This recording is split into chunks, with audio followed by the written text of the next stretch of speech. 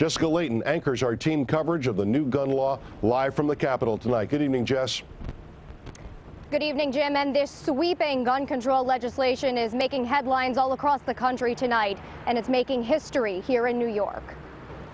His smile was the seal of approval after a week at the Capitol that will go down in the books. A proud moment for a governor who saw priority number one during his third year in office get swiftly pushed through the legislature. This was an extraordinary accomplishment by the legislature of this state. A bill born out of tragedy, New York becomes the first state to pass sweeping gun legislation following the Sandy Hook Elementary School massacre. I am proud to be part of this government, not just because New York has the first bill, but because New York has the best bill.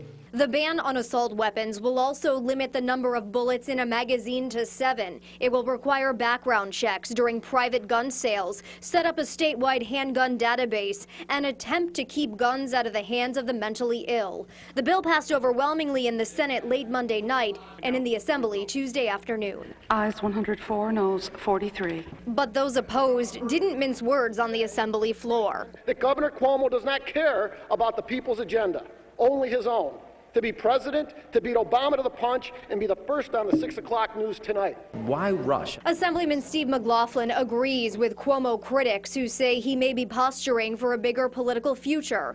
The Republican from Melrose is fed up by the way he says this bill was slammed through the legislature. Every single New Yorker should be outraged at the way this took place. This did not need to be done on a message of necessity. Pointing to the argument that this was a rush job, I asked Governor Cuomo why so much urgency on this particular bill. As soon as people found out that I was proposing a specific law that was going to ban the sale of assault weapons, we were afraid that would actually cause a rush on the market of people who wanted to buy assault weapons.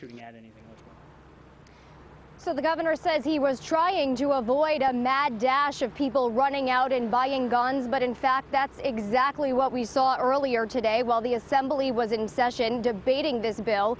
Cars were lining up at Zach's Sports in Round Lake and John's Outdoor Sports in Queensbury. People who own previously legal semi-automatic weapons can keep their gun, but they have to register that weapon with state police within a year.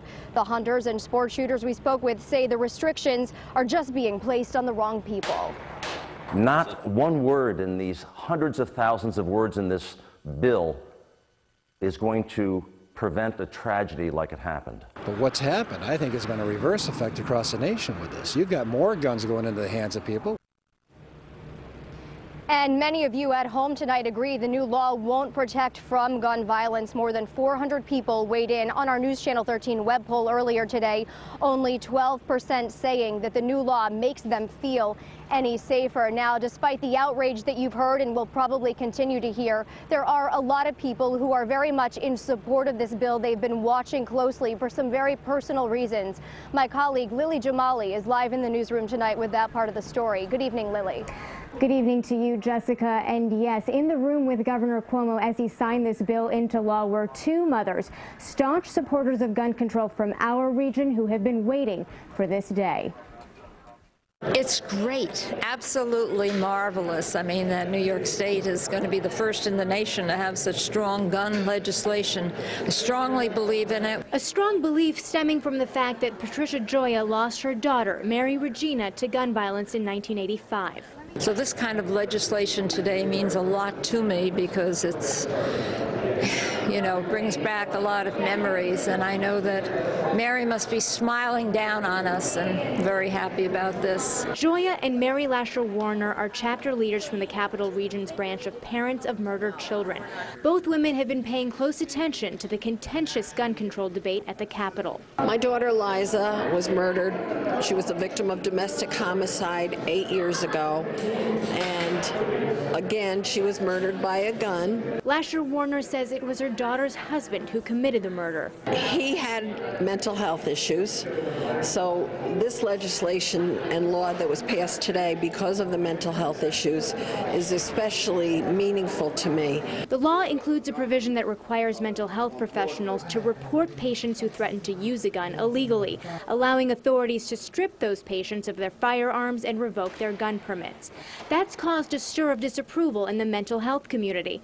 Meanwhile, a well-known mental health advocate in the Capital Region says the bill doesn't go far enough. We do not have the proper crisis facilities. Most families seeking help for their children or their loved ones that have mental illnesses or mental health problems or developmental disabilities, they can't get the services that are needed. And the mothers that I spoke to both acknowledge that the bill has its flaws, but they say it is a big step in the right direction for parents like them. Reporting live in the newsroom, Lily Jamali, News Channel 13. Let's send it back to you at the Capitol, Jessica.